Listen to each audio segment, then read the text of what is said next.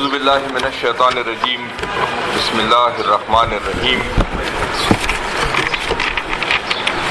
زه د دې درنو مشرانو شاعرانو ادیبانو کوم چې نن زموږ د پښتونخوا د ګوټ ګوټ نه راغلي دي ټولو کې مخکې خو ستاسو ډېره مننه. تاسو دلته راغلی او نیاز د بیټ سنگر لا درناوی تاسو ورکړه. زه د نیاز کورنۍ طرف نه تاسو ټولو ډېره شکریا ادا کوم.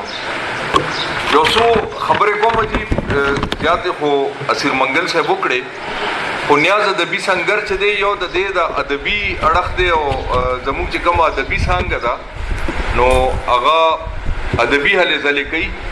همدغه شان زموږ یو ثقافتي څانګه هم شته چې د هغې مشري زموږ خوږ ملګری فیاض خان خیشتي کوي او مرستیال واجد لایق دی، شمال نیاز دی، ځلان نیاز دی او دی په ثقافتي توګه خپلې هلې ځلې کوي.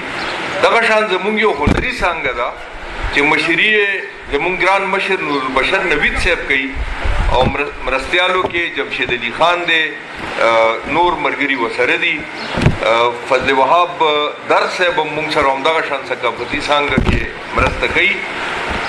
زه په دې خبره هم ډېر زیات خوشحاله یم چې زموږ بانی چیرمین لایقزاده لایق صاحب نن په دنیا کې نشته، خو د لایقزاده لایق صاحب زامن واجد لایق او وقار لایق موږ سره موجود دي.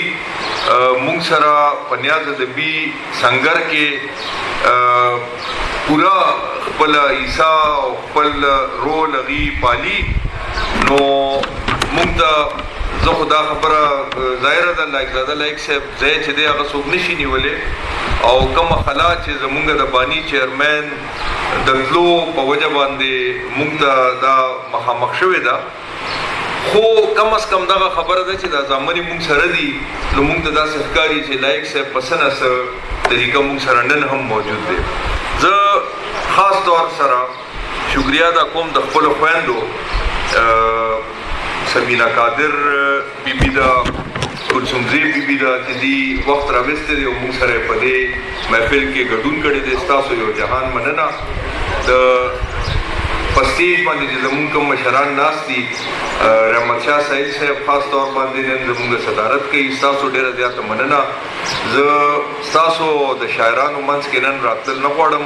موږ ټولو دا فیصله کړې ده چې خبرې به کمي او موږ به په خپله خپل کلمونه هم نه وړاندې کوو. نو آخر کې زه یو ځل بیا د دې ټولو راغلو مېلمنو یو جهان مننه کوم.